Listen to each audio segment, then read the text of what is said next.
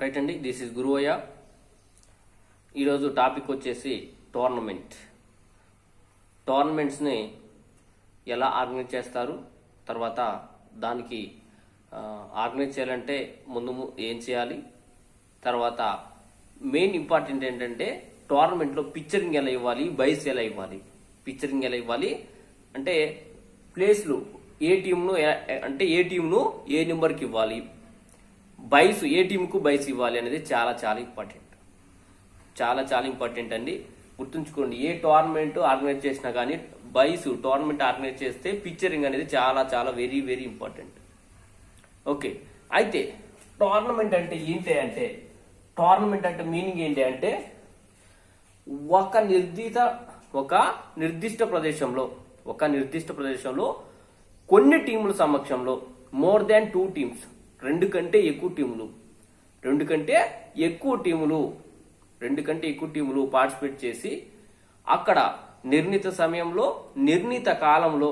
సమయంలో లేదా నిర్దిష్ట ప్రదేశంలో విన్నర్ను ప్రకటించేంత వరకు జరిగే ప్రోగ్రామ్ నే టోర్నమెంట్ అంటారు. చూడండి, నిర్ణీత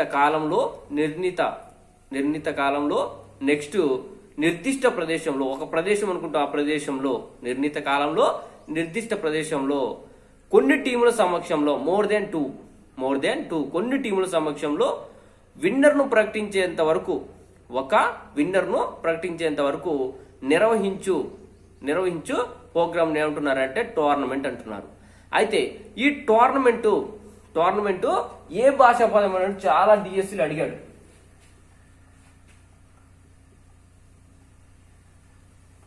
టోర్నమెంట్ ఏ భాషా పదము అంటే ఫ్రాన్స్. ఏ భాషా పదము? ఫ్రాన్స్ భాషా పదము. అయితే ఫ్రాన్స్ భాషలో టోర్నమెంట్ అంటే మీనింగ్ ఏంటి అంటే చూడండి, ఉత్తుత్తి. టోర్నమెంట్ అంటే ఫ్రాన్స్ భాషలో టోర్నమెంట్ అంటే మీనింగ్ ఏంటి అంటే ఉత్తుత్తి అని అర్థం. అయితే ఒక టోర్నమెంట్ ను ఆర్గనైజ్ చేయాలంటే, ఒక టోర్నమెంట్ ను నిర్వహించాలంటే ముందుగా మనం ఏం థింక్ చేయాలంటే ఎంత సమయం పడుతుంది, తర్వాత ఎన్ని రోజులు నిర్వహించుకోగలుగుతాం, ఎన్ని రోజులలో కాంపిటీషన్ కంప్లీట్ చేయగలుగుతాం, తర్వాత వాళ్ళకి ఫెసిలిటీస్ ఏమి ఇవ్వాలి అన్ని కూడా దానికి ఒక కమిటీ ఉంటుంది. సిట్టింగ్ కమిటీ వేరే ఉంటుంది, ఇన్విటేషన్ కమిటీ వేరే ఉంటుంది, తర్వాత పబ్లిసిటీ కమిటీ వేరే ఉంటుంది, వాటర్ కమిటీ వేరే ఉంటుంది, తర్వాత మార్కింగ్ కమిటీ వేరే ఉంటుంది, తర్వాత అఫిషియల్స్ ని మెయింటైన్ చేసే కమిటీ వేరే ఉంటుంది. ఇలా ప్రతిది కూడా ఒక్కొక్కరికి ఒక్కొక్క బాధ్యతను అప్పచెప్తూ మీట్ మొత్తాన్ని ఆర్గనైజ్ చేసుకోవచ్చు. ఒక్కొక్కరికి ఒక్కొక్క బాధ్యతను డిస్ట్రిబ్యూట్ చేయాలి. అలా డిస్ట్రిబ్యూట్ చేస్తేనే టోర్నమెంట్ సక్సెస్ చేయగలుగుతాం. అంతా ఒకరి మీద బర్డెన్ పడితే టోర్నమెంట్ ను సక్సెస్ చేయలేము, గుర్తుంచుకోవాలి. అయితే ఇందులో మళ్ళీ అడుగుతాడు, బిట్ ఏమని అడుగుతాడంటే చూడండి, మీట్స్ ఎన్ని రకాలు, టోర్నమెంట్ ఏంటి మళ్ళీ మీట్స్ అంటే ఏంటి అని డౌట్ రావచ్చు. ఎందుకు చెప్తున్నా అంటే మీట్స్ ఎన్ని రకాలంటే 2 రకాలు, టోర్నమెంట్ ఎన్ని రకాలంటే 4 రకాలు చెప్పాలి. ఏంటి అనేది చెప్తాను ఇప్పుడు. మీట్స్ ఎన్ని రకాలంటే 2 రకాలే. ఒకటి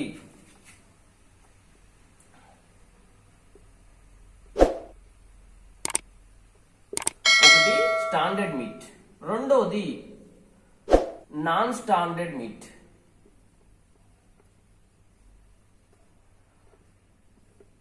టూ డేస్ బ్యాక్ నాకు ఒక యాస్పిరెంట్ ఫోన్ చేశాడు. కాల్ చేసి, సార్ మీట్స్ అంటే 2 రకాలు చెప్పారు కదా, ఈ స్టాండర్డ్ మీట్ అంటే ఏంటి, నాన్ స్టాండర్డ్ మీట్ అంటే ఏంటి అని అడిగాడు. దాని చిన్న డెఫినేషన్ ఏం లేదు. స్టాండర్డ్ మీట్స్ అంటే స్టాండర్డ్ రూల్స్ అండ్ రెగ్యులేషన్స్ అనుగుణంగా మీట్ ను ఆర్గనైజ్ చేస్తే దాన్ని స్టాండర్డ్ మీట్ అంటారు. రూల్స్ అండ్ రెగ్యులేషన్స్ అంటే ఏంటి అంటే ఇప్పుడు కబడ్డీ గేమ్ నిర్వహిస్తున్నారు. ఈ ఏకేఎఫ్ఐ రూల్స్ అండ్ రెగ్యులేషన్ అనుగుణంగా మీట్ ని ఆర్గనైజ్ చేయాలి. ఏకేఎఫ్ఐ రూల్స్ రెగ్యులేషన్ అనుగుణంగా మీట్ ని ఆర్గనైజ్ చేయాలి. ఇప్పుడు ఖోఖో గేమ్ ఆడిస్తున్నారు. ఖోఖో ఆడిస్తే KKFI, kho kho federation of India, KKFI rules అనుగుణంగా ఆడించాలి. అదే ఇప్పుడు అథ్లెటిక్స్ కండక్ట్ చేసావు, ఈ అథ్లెటిక్స్ కండక్ట్ చేస్తే ఏమి world athletic federation rules and regulation కి అనుగుణంగా ఆర్గనైజ్ చేయాలి. అంతకుముందు ఏమంటే చూడండి, athletic association federation of international athletic federation అని అనేవారు. ఇంటర్నేషనల్ అసోసియేషన్ అథ్లెటిక్ ఫెడరేషన్ ఉండేది. ఇప్పుడు వరల్డ్ అథ్లెటిక్ ఫెడరేషన్ గా పిలుస్తున్నారు, గుర్తుంచుకోవాలి. వరల్డ్ అథ్లెటిక్ ఫెడరేషన్ గా పిలుస్తున్నారు, గుర్తుంచుకోవాలి. Very very important. ఓకే, అయితే రూల్స్ అండ్ రెగ్యులేషన్స్ అనుగుణంగా అంటే ఈ కబడ్డీ ఆర్గనైజ్ చేస్తేనేమో ఏకేఎఫ్ఐ రూల్స్ అండ్ రెగ్యులేషన్ ఆధారంగా అనుగుణంగా చేయాలి. తర్వాత ఖోఖో ఆర్గనైజ్ చేస్తే kho kho federation of India rules and regulation అనుగుణంగా ఆర్గనైజ్ చేయాలి. లేదా అథ్లెటిక్స్ కాంపిటీషన్ ఆర్గనైజ్ చేస్తే world athletic federation rules and regulations ఏమి ఉన్నాయో వాటిని దృష్టిలో పెట్టుకొని మీట్ ఆర్గనైజ్ చేస్తే దాన్ని ఏమంటున్నారంటే స్టాండర్డ్ మీట్ అంటారు. స్టాండర్డ్ మీట్ అంటే అది గుర్తుంచుకోవాలి. తర్వాత నాన్ స్టాండర్డ్ మీట్ అంటే మనము ఊళ్ళల్లో టోర్నమెంట్స్ కండక్ట్ చేస్తారు. అవి ఏంటి అంటే ఇప్పుడు హెచ్జిఎఫ్ఐ గేమ్స్ కండక్ట్ చేస్తున్నారు, లేదంటే అసోసియేషన్ గేమ్స్ డిస్ట్రిక్ట్ లెవెల్లో కండక్ట్ చేస్తున్నారు. వాళ్ళకి అనుగుణంగా అంటే అక్కడ ఉన్న ఎక్విప్మెంట్ అనుగుణంగా ఏదైతే ఉందో వాటిని బేస్ చేసుకుని మీట్ మొత్తాన్ని సక్సెస్ఫుల్ చేయడాన్ని నాన్ స్టాండర్డ్ మీట్ అంటారు. అంటే రూల్స్ అండ్ రెగ్యులేషన్స్ లో కొన్ని వాళ్ళకి అనుగుణంగా కన్వర్ట్ చేసుకుంటే దాన్ని ఏమంటారు అంటే నాన్ స్టాండర్డ్ మీట్ అంటారు. ఓకేనా, అర్థమైంది కదా? స్టాండర్డ్ మీట్ అంటే ఏంటి, నాన్ స్టాండర్డ్ మీట్ అంటే ఏంటి? స్టాండర్డ్ మీట్ అంటే ఏదైతే అసోసియేషన్ కానీ ఫెడరేషన్ ఏదైతే స్టాండర్డ్ రూల్స్ అండ్ రెగ్యులేషన్స్ ఉంటాయో వాటిని అనుగుణంగా వాటిని దృష్టిలో ఉంచుకొని ఆర్గనైజ్ చేస్తే దాన్ని స్టాండర్డ్ మీట్ అంటారు. తర్వాత వాటిని కాకుండా మనకి ఉన్న ఎక్విప్మెంట్ ను దృష్టిలో ఉంచుకొని వాటికి అనుగుణంగా మీట్ ని ఆర్గనైజ్ చేస్తే దాన్ని నాన్ స్టాండర్డ్ మీట్ అంటారు. అది గుర్తుంచుకోవాలి. తర్వాత ఈ ఇంట్రామోరల్ ఎక్స్ట్రామోరల్స్ కూడా కాంపిటీషన్సే. అయితే మనకి నేర్చుకోవాల్సింది ఇందులో ఏంటంటే ఎక్స్ట్రామోరల్ నేర్చుకోవాలి.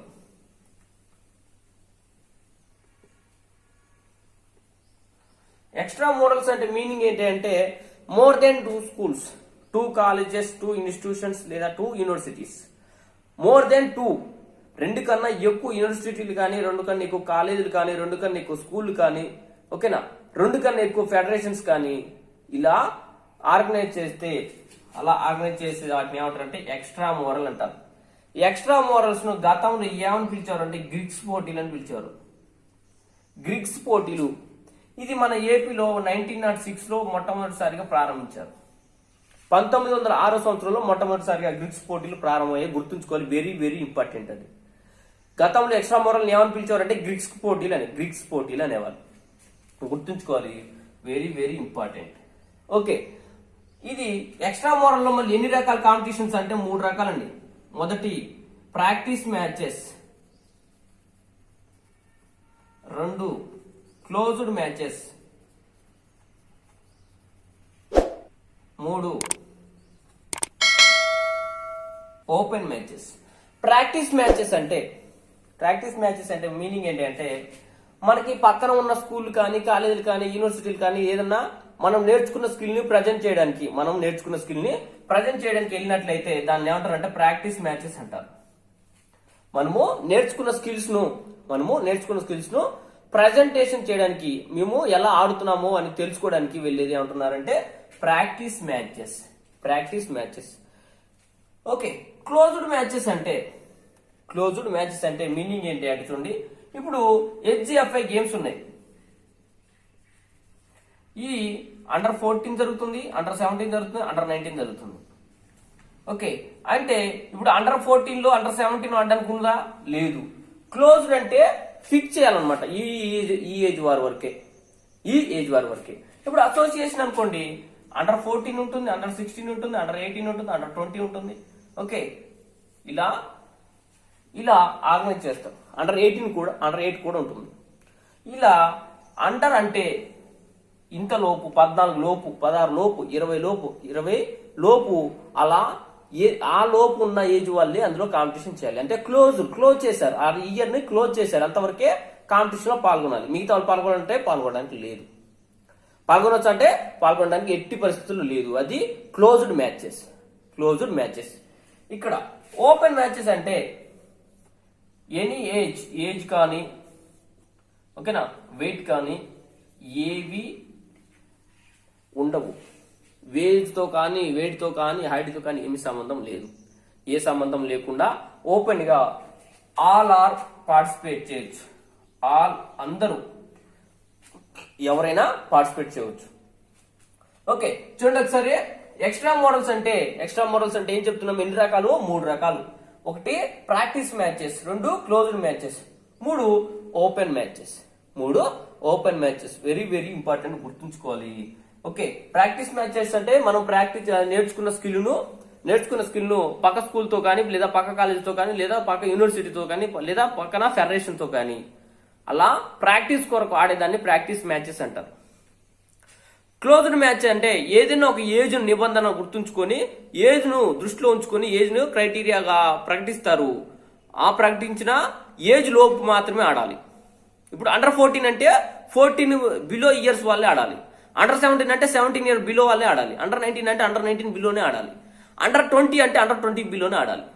అలా ఆడడాన్ని ఏమంటారు? క్లోజ్డ్ మ్యాచెస్ అంటారు. గుర్తుంచుకోవాలి, వెరీ వెరీ ఇంపార్టెంట్ అండి. కింద అడుగుతాడు, ఏమని అడుగుతాడు అంటే చూడండి, ఇందులో ఓపెన్ మ్యాచ్ ఏంటి, ఓపెన్ మ్యాచ్ అంటే ఏంటి, క్లోజ్డ్ మ్యాచ్ అంటే ఏంటి, ఓకే, ప్రాక్టీస్ మ్యాచ్ అనేది ఏంటి అనేది కూడా అడుగుతాడు. ఏమడుగుతాడు బిట్టు చెప్పనా?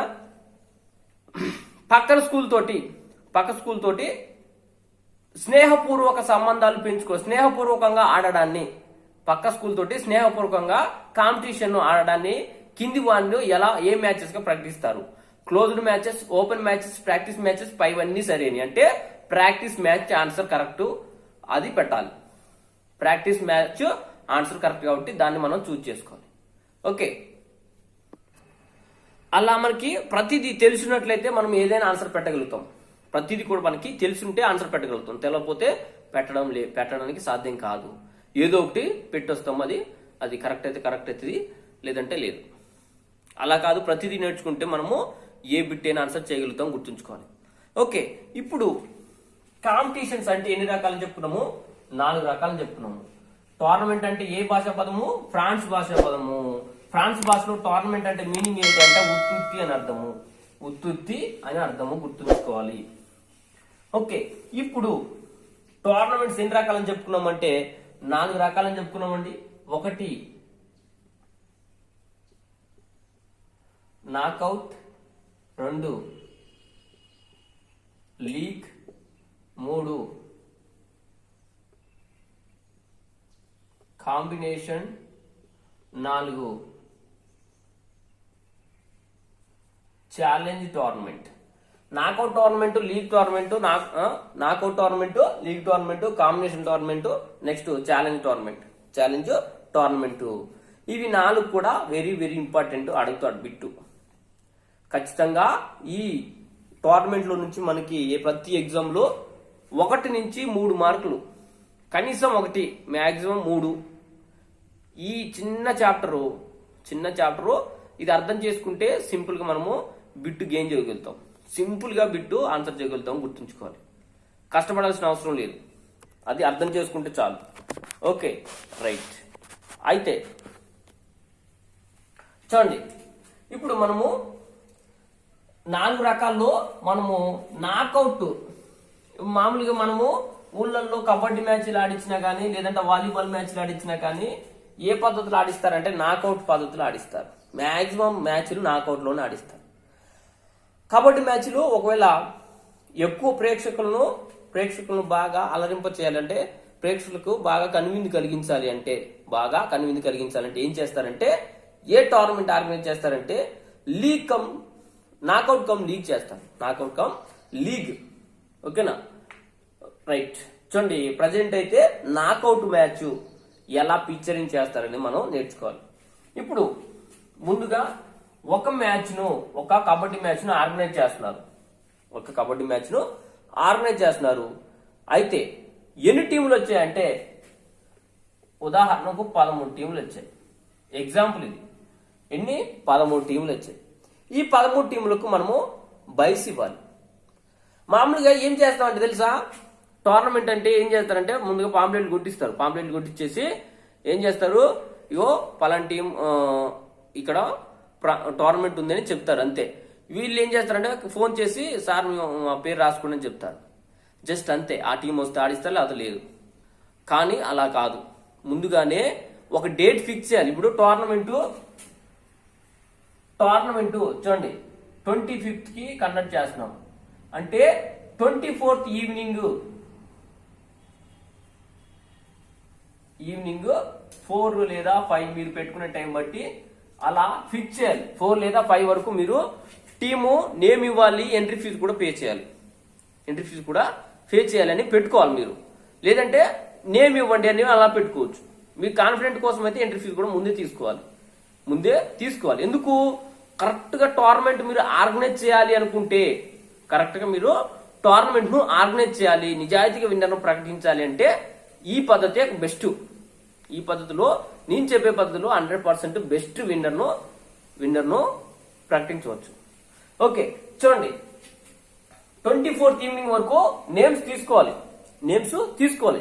తీసుకొని 13 టీంలు వచ్చాయి. ఇప్పుడు 13 టీంలు వచ్చాయి. 13 టీంలు ఎలా ఇవ్వాలి? పిక్చరింగ్ అనేది ఇంపార్టెంట్.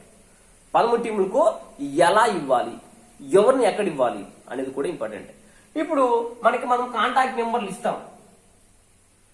కాంటాక్ట్ నెంబర్లు ఇచ్చి ఎవరైతే ముందుగా మనకి నేమ్ ఇచ్చారో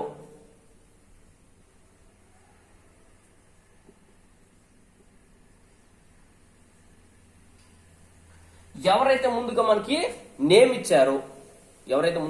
ఇచ్చారో వారిది చూడండి 13వ టీంగా రాయాలి. ఇప్పుడు నల్గొండ టీము ఫస్ట్ నేమ్ ఇచ్చింది, ఇక్కడ కింద రాయాలి. ఓకే, తర్వాత సెకండ్ టీం ఏది ఇచ్చింది? సెకండ్ టీము ఇప్పుడు వరంగల్ ఇచ్చింది, వరంగల్ను పైన రాయాలి. అయితే ఇలా రాయడం కంటే ముందుగా నీకు ఎన్ని టీంలు వచ్చినాయనే తెలుసు. 13 టీంలు వచ్చినాయి. 13 టీంలు వచ్చినప్పుడు నువ్వేం చేయాలంటే 13 ఇది ఏ నెంబరు? ఆడ్ నెంబరు, అంటే బేస్ సంఖ్య అంటే దీనికి ఒక టేబుల్ ఉంటుంది, ఇది నేర్చుకోవాలా. వెరీ వెరీ ఇంపార్టెంట్ ఈ టేబుల్ వస్తేనే మనం టోర్నమెంట్ ఆర్గనైజ్ చేయడానికి అవకాశం ఉంటుంది, లేదంటే ఉండదు, 100% ఉండదు ఇక. ఓకే రైట్, ఇప్పుడు ఫస్ట్ దాంట్లో ఏం రాస్తున్నామయ్యా అంటే జస్ట్ ఇక్కడ సరి సంఖ్య, సీరియల్ నెంబరు, సరి సంఖ్యనా లేదంటే బేస్ సంఖ్యనా ఏదో ఒకటి రాసుకోవచ్చు ఇక్కడ. అయితే చూడండి, ముందుగా దీంట్లో అప్పర్ హాఫ్ లోయర్ హాఫ్ సూత్రం రాసుకోవాలి. చూడండి, ఇది అప్పర్ హాఫ్ ను డివైడ్ చేయటకు సూత్రము, అప్పర్ హాఫ్ డివైడ్ చేయటకు సూత్రము. ఇది లోయర్ హాఫ్ డివైడ్ చేయటకు సూత్రము. అప్పర్ హాఫ్ డివైడ్ చేయటకు సూత్రము, లోయర్ హాఫ్ డివైడ్ చేయటకు సూత్రము. ఇప్పుడు చూడండి, టీములు సరి సంఖ్యలో ఉన్న, ఇప్పుడు ఇది ఏందే అంటే దేనికి చెప్తున్నాం అంటే టీంను డివైడ్ చేయటకు, upper half lower half divide చేయటకు మాత్రమే. టీములను డివైడ్ చేయటకు, టీము ఇప్పుడు సరి సంఖ్య, టీం సరి సంఖ్య అయినట్లయితే అప్పర్ హాఫ్ లోయర్ హాఫ్ ఇది టీంలను డివైడ్ చేయటకు n/2. ఇక్కడ కూడా లోయర్ హాఫ్ కూడా ఏంటి అంటే n/2నే రాయాలి. ఏది అప్పర్ హాఫ్ కి లోయర్ హాఫ్ కు డివైడ్ చేయటకు టీములు సరి సంఖ్యలో ఉన్న. నెక్స్ట్ టీము ఏంటి సరి సంఖ్య అని చెప్పుకున్నాం, అది even number. Odd number base సంఖ్యలో అంటే ఇప్పుడు మనకి 13 టీములు ఉన్నాయి. ఇప్పుడు చూడండి, దీన్ని డివైడ్ చేయటకు అప్పర్ హాఫ్ కి n+1/2. ఏంటి అయ్యా? అప్పర్ హాఫ్ కి టీంను డివైడ్ చేయటకు, లోయర్ హాఫ్ కు టీంను డివైడ్ చేయటకు n-1/2 గుర్తుంచుకోవాలి. Very very important. ఖచ్చితంగా మనకి బిట్ అడిగే అవకాశం ఉన్నది ఇక్కడ ఇదే పాయింట్ మీద. ఓకే, మీకు నీట్ గా కనపడపోతే ఇక్కడ ఏం రాస్తాను.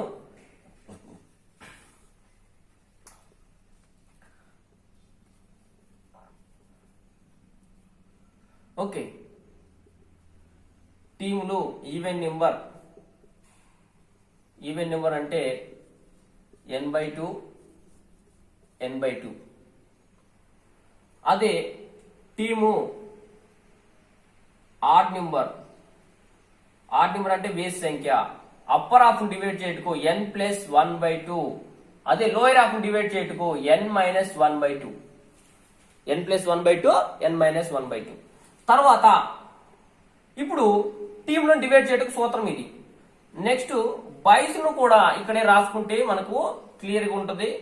టీమ్ బైస్, ఇప్పుడు టీమును డివైడ్ చేయటకు ఇక్కడ బైస్ డివైడ్ చేయటకు ఈవెన్ నెంబర్ అయినా అంటే సరి సంఖ్య అయినా, చూడండి ఇక్కడ సూత్రం ఏంది అంటే ఎన్బి అంటే నెంబర్ ఆఫ్ బైస్ బై 2. ఇది అప్పర్ హాఫ్ డివైడ్ చేయటకు, లోయర్ హాఫ్ కు NB by number of buys by 2. తర్వాత ఇక్కడ బైస్ ఏంటి ఆడ్ నెంబర్ అయినా అంటే బేస్ సంఖ్య అయినా, ఇక్కడ ఏంటి అంటే ఎన్బి -1/2. ఇక్కడ లోయర్ హాఫ్ కి ఎన్బి +1/2. ఈ 4 సూత్రాలు వస్తేనే మనము పిక్చరింగ్ వేయడానికి అవకాశం ఉంటుంది. ఏ టోర్నమెంట్ అయినా ఈ పద్ధతిని పాటిస్తేనే అది స్టాండర్డ్. ఈ పద్ధతి పాటిస్తేనే నిజాయితీగా నువ్వు ఆర్గనైజ్ చేస్తున్నట్లు. నిజాయితీగా ఆర్గనైజ్ చేయాలంటే ఇలానే ఆర్గనైజ్ చేయాలి, గుర్తుంచుకోవాలి. Very very important. Okay right. ఇది ఎందుకు అంటే మనకి ఫిజికల్ ఎడ్యుకేషన్ లో ఉన్న రూల్ ఇది. టోర్నమెంట్ ఆర్గనైజ్ చేయాలంటే ఈ పద్ధతిలోనే ఆర్గనైజ్ చేయాలి. నేను చెప్పేది కాదు, ఫిజికల్ ఎడ్యుకేషన్ లో ఉన్న రూల్ ఇది. నేను చెప్పడం కాదు, ఫిజికల్ ఎడ్యుకేషన్ ఏదైతుందో అది రూలు. తిరునారాయణ హరిహరన్ లేదంటే కమ్యూనిస్ట్ బుక్ లో కూడా ప్రతి ఒక్క ఫిజికల్ ఎడ్యుకేషన్ స్టాండర్డ్ బుక్ లో కూడా టోర్నమెంట్ అంటే ఇదే ఉంటుంది. Okay right. మళ్ళీ ఒకసారి చెప్తాను వినండి. టీములను అప్పర్ హాఫ్ లోయర్ హాఫ్ గా డివైడ్ చేయటకు, అప్పర్ హాఫ్ మరియు లోయర్ హాఫ్ గా డివైడ్ చేయటకు సూత్రాలు ఖచ్చితంగా గుర్తుండాలా. గుర్తుంటేనే చేయగలుగుతాం, లేదంటే లేదు. టీములను చూడండి, టీము సరి సంఖ్య అయినా ఇది upper half lower half divide చేయటకు సూత్రము NB/2 అప్పర్ హాఫ్ కైనా లోయర్ హాఫ్ కైనా NB/2 నే గుర్తుంచుకోవాలి. సరి సంఖ్య అంటే సూత్రం మారదు, గుర్తుంచుకోండి. తర్వాత టీంలు బేస్ సంఖ్య ఆడ్ నెంబర్ అయినా అప్పుడు సూత్రం ఏంటి అంటే n+1/2 నెంబర్ ఆఫ్ టీమ్స్ +1/2 అది దేనికి అప్పర్ హాఫ్ కి. లోయర్ హాఫ్ అంటే కింది భాగము. చూడండి సూత్రం ఏంటంటే n-1/2 నెంబర్ ఆఫ్ టీమ్స్ -1/2 అది గుర్తుంచుకోవాలి. ఇప్పుడు అప్పర్ హాఫ్ లోయర్ హాఫ్ మనం డివైడ్ చేయాలా, 13 టీములకు మనం డివైడ్ చేయాలా, గుర్తుంచుకోవాలా. ఓకే, బైస్ సూత్రం ఏంటంటే సరి సంఖ్య ఈవెన్ నెంబర్ అయినా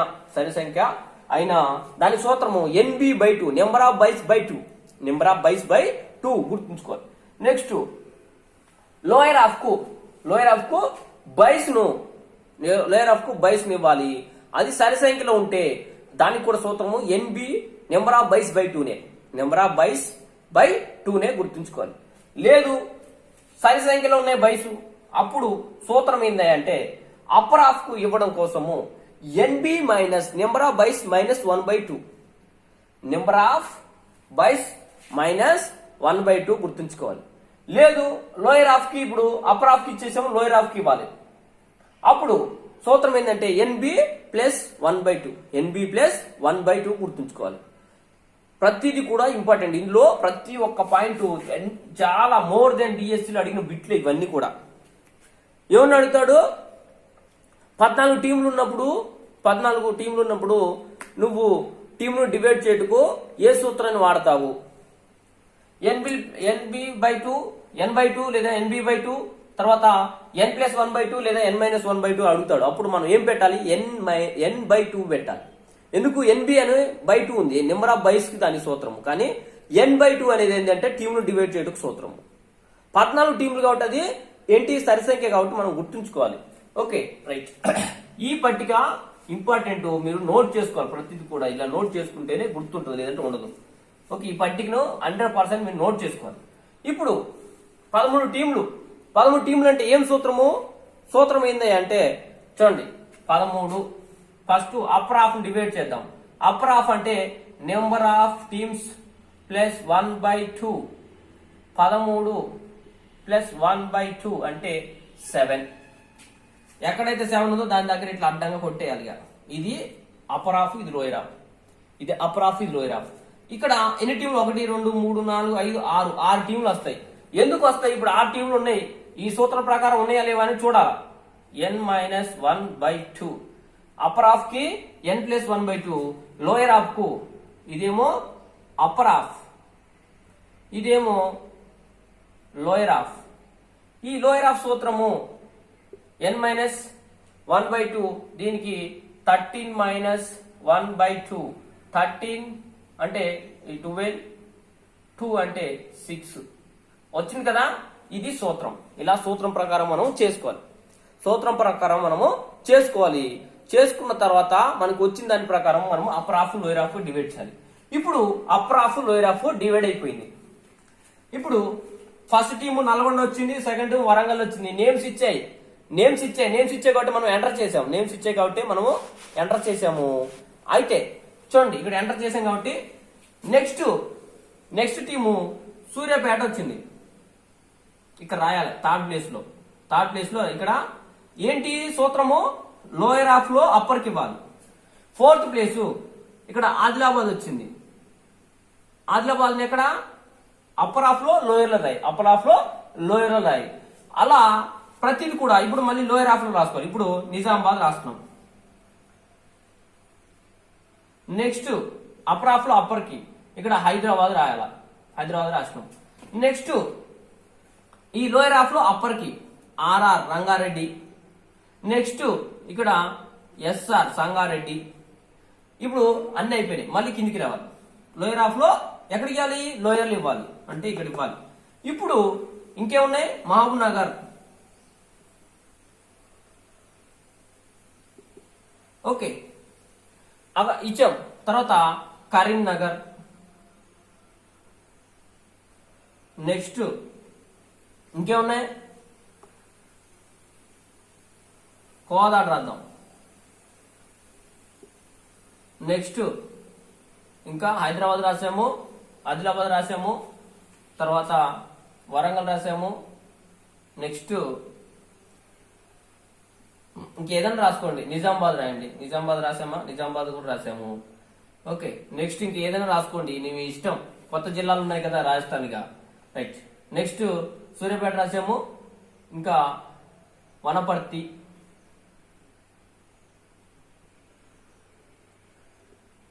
ఇంకేముంది? ఒకటి సాయి హాస్టల్ రాద్దాం. Okay right. ఇప్పుడు 13 టీంలు వచ్చినాయి. ఓకే 13 టీంలు వచ్చినాయి. ఇప్పుడు పిక్చరింగ్ ఎలా ఇవ్వాలి? పైనుంచి ఇద్దామా? పైనుంచి ఇలా ఇద్దాం. ఇగో 1 2 3 ఇక్కడ ఒకటి మిగిలిపోయింది. మళ్ళీ అప్పర్ హాఫ్ లోనే ఆడేయాలి. 1 2 3 ఇగో దీనికి బై 7 కి బై అని డిసైడ్ చేస్తారు. కానీ అది రూల్ కాదు. అలా ఆడించొద్దు. ఇలా అస్సలే ఆడించొద్దు. గుర్తుంచుకోవాలి. దేనికి దానికి మ్యాచింగ్ మన ఇష్టం వచ్చినట్టు మ్యాచ్ లేయడానికి కాదు. అలా రూల్ ఒప్పుకోదు. ఇప్పుడు ఏం చేయాలంటే 13 టీములకు మనం బై ఇవ్వాలి. బై ఇవ్వాలి అంటే దీనికి సూత్రం ఉంది. బైస్ కి సూత్రం ఏంటంటే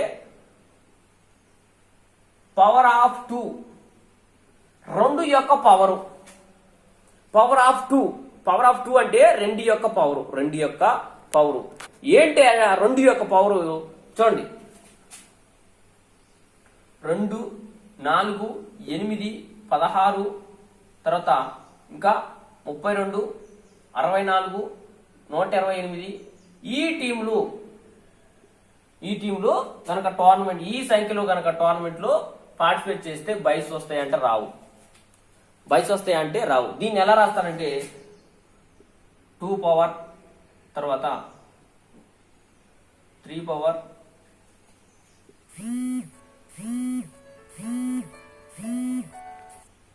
ఓకే, ఇలా రాస్తారు. చూడండి, ఇప్పుడు 2 కానీ 4 కానీ 8 కానీ 16 కానీ 32 కానీ 64 కానీ 128 కానీ ఇలా ఈ టీంలు, ఈ సంఖ్యలో గల టీంలు టోర్నమెంట్ లో పార్టిసిపేట్ చేస్తే బైస్ ఇవ్వరు. నో బైస్, బైస్ ఉండవు, గుర్తుంచుకోవాలి. నో బైస్, బైస్ అనేది వర్తించవు, బైస్ వర్తించవు. Okay right. ఇప్పుడు మనకి ఎన్ని టీంలు పాల్గొన్నాయి? 13 టీంలు పాల్గొన్నాయి. 13 ఇక్కడ 8 కంటే ఎక్కువ, 16 కంటే తక్కువ.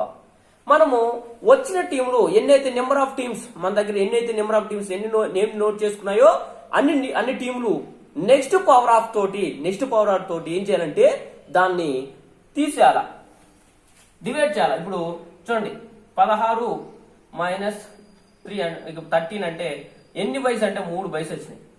ఎన్ని బైస్? 3 బైస్ వచ్చినాయి. ఈ 3 బైస్ కూడా ఎక్కడెక్కడ ఇవ్వాలి, బైస్ ఎక్కడెక్కడ ఇవ్వాలి అనేది కూడా ఇంపార్టెంట్. బైస్ ఇప్పుడు 3 బైస్ వచ్చాయి, 3 బైస్ వచ్చాయి. ఇప్పుడు ఎక్కడెక్కడ ఇవ్వాలి? లేదు, 19 టీములు టోర్నమెంట్ లో పాల్గొన్నాయి. ఎన్ని? 19 టీమ్స్ అంటే 16 కంటే ఎక్కువ. నెక్స్ట్ పవర్ ఆఫ్ ఏంది? 32 మైనస్ 19 అప్పుడు ఎన్ని వస్తున్నాయి అంటే చూడండి, 13 బైస్ వస్తాయి. ఎన్ని వస్తాయి? 13 బైస్ వస్తాయి. అలా మనం బైస్ ను డివైడ్ చేసుకోవాలి, బైస్ ను డివైడ్ చేయాలి. ఎలా డివైడ్ చేయాలి అంటే పవర్ ఆఫ్ 2 లో మనకు వచ్చిన నెంబర్ ఆఫ్ టీమ్స్ ను నెక్స్ట్ పవర్ ఆఫ్ 2 తో తీసివేయాల. తీసివేస్తే మనకి ఎన్ని నెంబర్ వస్తుందో అన్ని బైస్ ఇవ్వాలి, అన్ని బైస్ ఇవ్వాలి. అయితే బైస్ ని ఇవ్వాలంటే మళ్ళీ మనకు ఒక సూత్రం తెలవాలి. బైస్ ను ఎలా కన్సిడర్ చేయాలి, బైస్ ను ఎలా కన్సిడర్ చేసి ఇవ్వాలి. ఇక్కడ upper half, next lower half, upper half lower half. Okay, ఇక్కడ serial number of bye, first bye ఎక్కడ ఇవ్వాలి అంటే చూడండి, ఫస్ట్ బై ఎక్కడ ఇవ్వాలి? ఇది లోయర్ హాఫ్ లో లోయర్ కి ఇవ్వాలి. ఫస్ట్ బై లోయర్ హాఫ్ లో లోయర్ కి ఇవ్వాలి. సెకండ్ బై ఎక్కడ ఇవ్వాలంటే ఈ అప్పర్ హాఫ్ ఉంది కదా, ఈ అప్పర్ హాఫ్ లో అప్పర్ కి ఇవ్వాలి. Okay, third by lower half లో అప్పర్ కి ఇవ్వాలి. ఫోర్త్ బై అప్పర్ హాఫ్ లో ఎవరికి? లోయర్ కి ఇవ్వాలి. ఇలా ఇప్పుడు మళ్ళీ ఎట్లా ఇవ్వాలని నేను చెప్తాను, ఇది గుర్తుంచుకోండి. ఫస్ట్ బై ఎక్కడ ఇవ్వాలి? లోయర్ హాఫ్ లో లోయర్ కి ఇవ్వాలి. అంటే ఇక్కడ ఫస్ట్ మనకి ఏదైతే టీము టోర్నమెంట్ లో ఫస్ట్ టీం ఏదైతే ఇచ్చారో వారికి ఇవ్వాలి. ఓకే, నెక్స్ట్ సెకండ్ బై ఎవరికి ఇవ్వాలంటే మనకి ఫస్ట్ గా ఎవరైతే ముందు రిపోర్ట్ చేశారో సెకండ్ టైము వారికి ఇవ్వాలి. థర్డ్ బై ఎక్కడ ఇవ్వాలి? లోయర్ హాఫ్ లో అప్పర్ కి. ఇగో ఇక్కడ లోయర్ హాఫ్ లో అప్పర్, ఇది మనం ఆఫ్ చేసుకున్నాం కదా, ఈ లోయర్ హాఫ్ లో అప్పర్ కి ఇవ్వాలి. ఫోర్త్ బై ఎక్కడ ఇవ్వాలంటే అప్పర్ హాఫ్ లో లోయర్ కి. అప్పర్ హాఫ్ ఇది, ఇక్కడ లోయర్ ఇది లోయర్, ఇలా ఇవ్వాలి. ఇప్పుడు మనకి ఎన్ని బైస్ ఉన్నాయి? 3 మాత్రమే ఉన్నాయి, గుర్తుంచుకోవాలి. ఫస్ట్ బై ఎక్కడ ఇవ్వాలి? లోయర్ హాఫ్ లో లోయర్ అంటే నల్లగొండకి ఇస్తాం బై.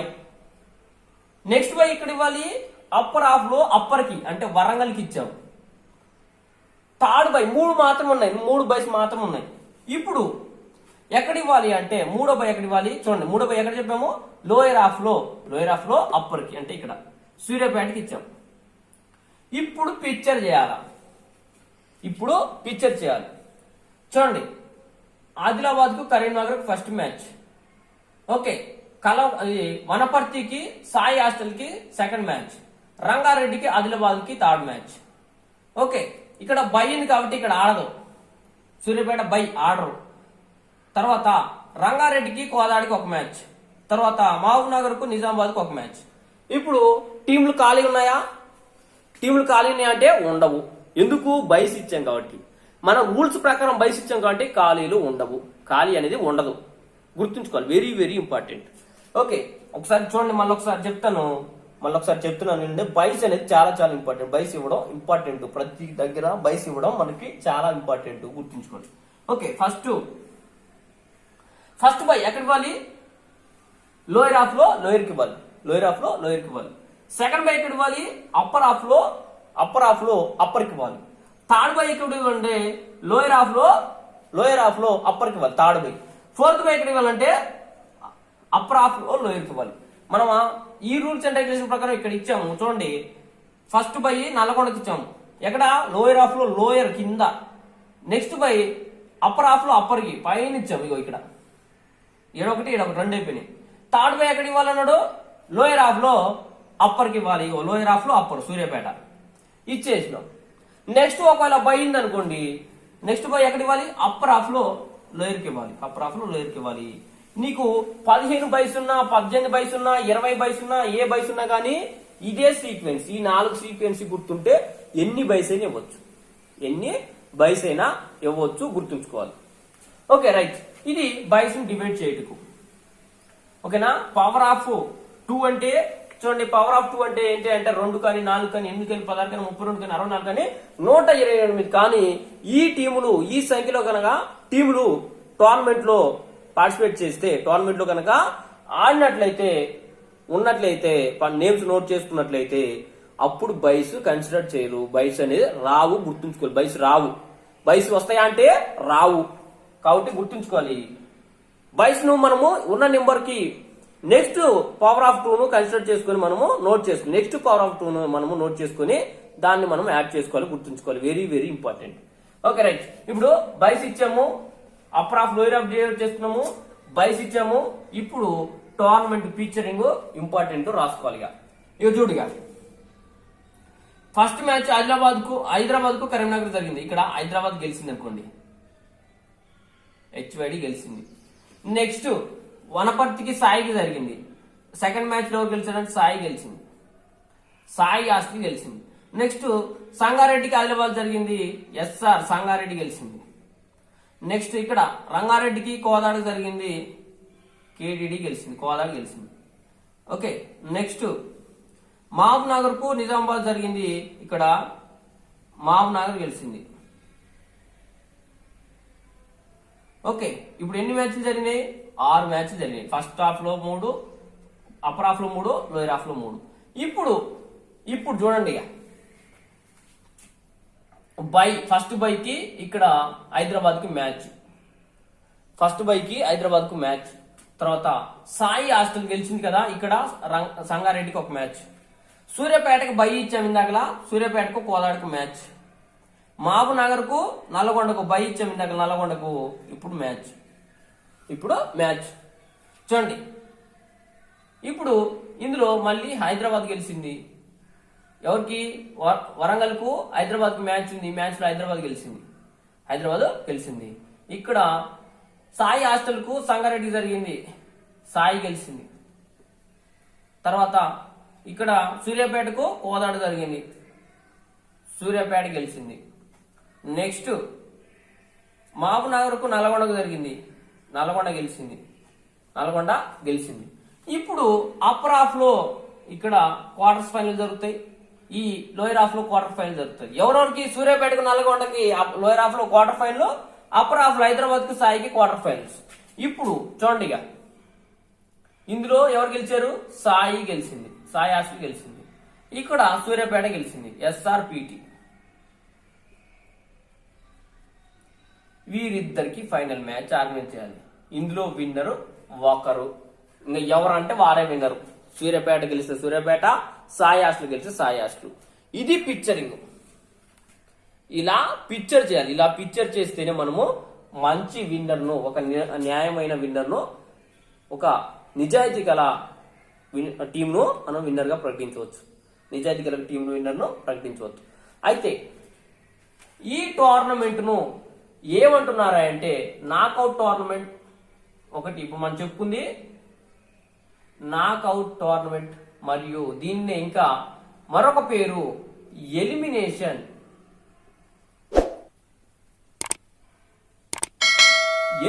టోర్నమెంట్ అని కూడా అంటారు. నాకౌట్ టోర్నమెంట్ అంటారు, ఎలిమినేషన్ టోర్నమెంట్ అని కూడా అంటారు. ఎందుకు ఎలిమినేషన్ టోర్నమెంట్ అంటారు? ఎలిమినేషన్ టోర్నమెంట్ ఎందుకు అంటారా అంటే చూడండి, ఇప్పుడు వరంగల్ ఒక మ్యాచ్ ఓడిపోయింది, ఓడిపోయిందంటే ఖచ్చితంగా టోర్నమెంట్ నుంచి బయటకు వెళ్ళిపోవాల్సిందే. కాబట్టి దీన్ని ఏమంటున్నారంటే ఎలిమినేషన్ టోర్నమెంట్ అంటారు. Elimination tournament. ఓకే, దీన్ని ఏమంటున్నారంటే ఎలిమినేషన్ టోర్నమెంట్ అని కూడా అంటారు. ఎలిమినేషన్ టోర్నమెంట్ అని ఎందుకంటారంటే ఈ టోర్నమెంట్ లో ఒకసారి ఓడిపోయినా, ఒక మ్యాచ్ ఓడిపోయినా మరొక మ్యాచ్ ఆడడానికి అవకాశం ఉండదు. మరొక మ్యాచ్ ఆడడానికి అవకాశం ఉంటుందా అంటే ఉండదు. వెరీ వెరీ ఇంపార్టెంట్, గుర్తుంచుకోవాలి. దీన్ని ఏమంటున్నారంటే ఎలిమినేషన్ టోర్నమెంట్ అంటారు. ఈ ఎలిమినేషన్ టోర్నమెంట్ అనేది మొన్న 2010 ఈ టోర్నమెంట్ ను ఏమంటున్నారంటే నాకౌట్ టోర్నమెంట్ అంటారు, లేదంటే ఎలిమినేషన్ టోర్నమెంట్ అంటారు. ఎందుకంటే ఒకసారి టోర్నమెంట్ ఒక టీము ఒకసారి ఓడిపోయినట్లయితే ఆ టోర్నమెంట్ లో కొనసాగడానికి అవకాశం లేదు. ఆ టోర్నమెంట్ నుంచి ఎలిమినేషన్ అంటే ఎలిమినేట్ చేయబడతారు. అందుకనే దీన్ని ఎలిమినేషన్ పద్ధతి అంటారు. ఏ పద్ధతి అంటారు? ఎలిమినేషన్ పద్ధతి అంటారు. బిట్టు అడుగుతాడు, ఏమని అడుగుతాడంటే ఇప్పుడు ఎలిమినేషన్ పద్ధతి అని చెప్పాము. బిట్టు ఏ విధంగా అడుగుతాడంటే విన్నర్స్ మాత్రమే కొనసాగు టోర్నమెంట్ కింది వాటిలో విన్నర్స్ మాత్రమే కొనసాగు టోర్నమెంట్ ఏంటి అని అడుగుతాడు. ఆప్షన్స్ లీగ్ టోర్నమెంట్ అంటాడు, కాంబినేషన్ అంటాడు, తర్వాత ఛాలెంజ్ టోర్నమెంట్ అంటాడు, తర్వాత నాకౌట్ అంటాడు. దానికి ఆన్సర్ ఏంటంటే నాకౌట్. ఎందుకు? ఓడిపోయిన వాళ్ళు టోర్నమెంట్ నుంచి వెళ్ళిపోతారు. మిగిలిన వాళ్ళు ఎవరు? Only winners. అంటే విన్నర్స్ మాత్రమే టోర్నమెంట్ లో కంటిన్యూ అవుతారు. విన్నర్స్ మాత్రమే టోర్నమెంట్ లో కంటిన్యూ అవుతారు. వెరీ వెరీ ఇంపార్టెంట్, గుర్తుంచుకోవాలి. ఒకటి, ఓడిపోయిన టీము టోర్నమెంట్ నుంచి తొలగించబడుతుంది, మరియు విన్నర్స్ మాత్రమే టోర్నమెంట్ లో కొనసాగు టోర్నమెంట్ ఏంటి అంటే knockout tournament. Knockout tournament very very important, గుర్తుంచుకోవాలి. నెక్స్ట్, ఇందులో నాకౌట్ టోర్నమెంట్ నిర్వహించడం వల్ల లాభాలు ఏంటి, నష్టాలు ఏంటి? Merits and demerits. First merits. Merits అంటే లాభాలు. లాభాలు ఏంటి అంటే తక్కువ సమయంలో టోర్నమెంట్ ను ముగించగల టోర్నమెంట్ లేదా విన్నర్ ను ప్రకటించగల టోర్నమెంట్. ఏ విధంగానే చెప్పొచ్చు. తక్కువ సమయంలో ఏంటి, విన్నర్ ను ప్రకటించవచ్చు. తక్కువ సమయంలో విన్నర్ ను ప్రకటించవచ్చు. ఒకటి మెయిన్ పాయింట్. నెక్స్ట్ ఏంటంటే తక్కువ బడ్జెట్, వ్యయం తక్కువ. బడ్జెట్ తక్కువ, లెస్ బడ్జెట్ తక్కువ. ఓకే, లాభాలేంటి? తక్కువ సమయంలో విన్నర్ ను ప్రకటించవచ్చు, మరియు తక్కువ బడ్జెట్, తక్కువ ఖర్చు అవుతుంది, మరియు టైం కూడా తక్కువ సమయం పడుతుంది.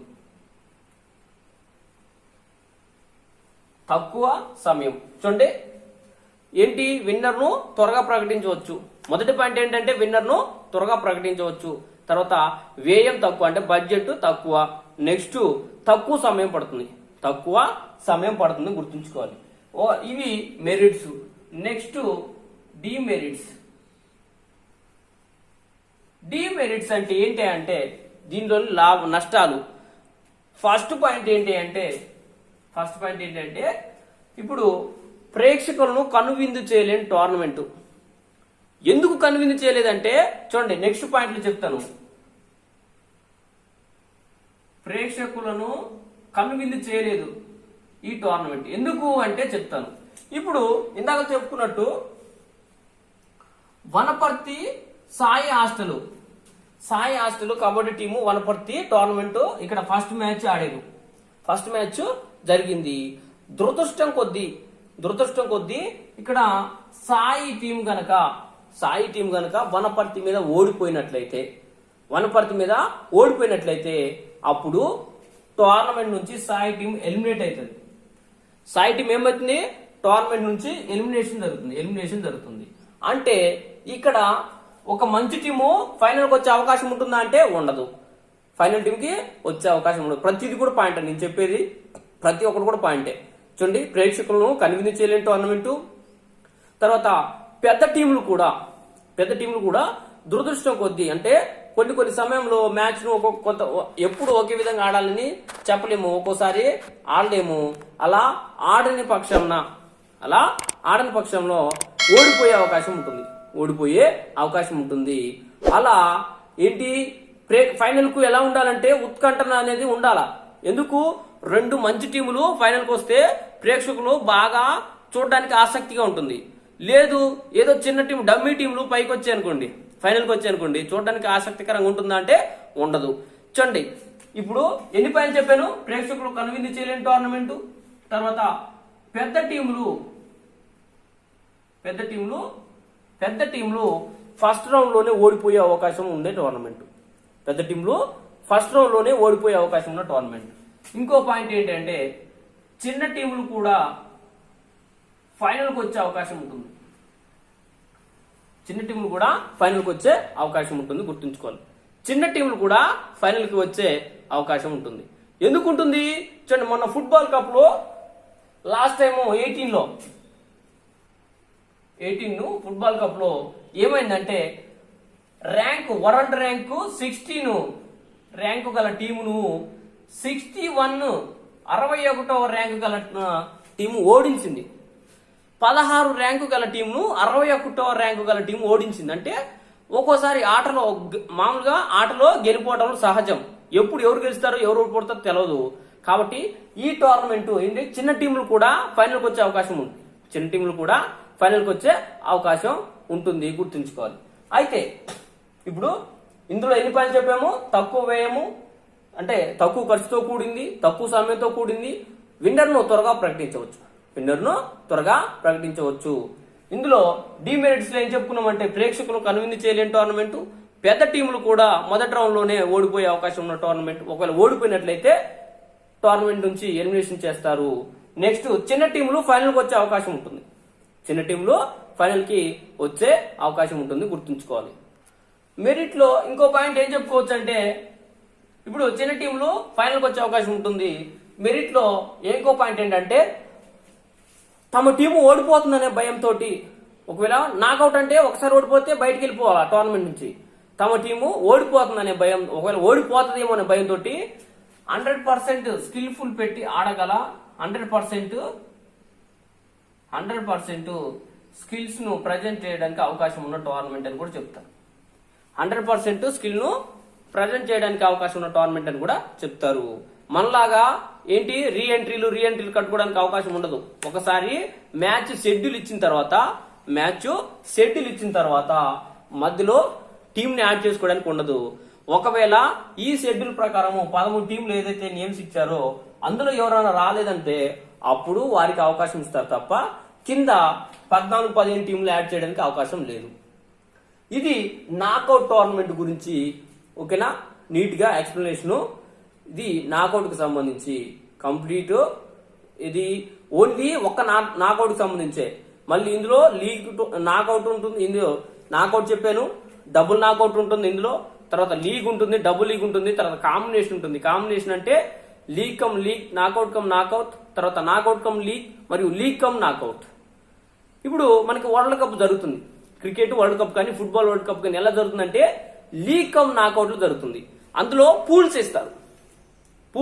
పూల్స్ అంటే ఏంటి? నాకౌట్ లో పూల్స్ ఎలా ఇవ్వాలి నెక్స్ట్ వీడియోలో మళ్ళీ చేస్తాను. ఓకే అండి, థ్యాంక్ యూ. రైట్.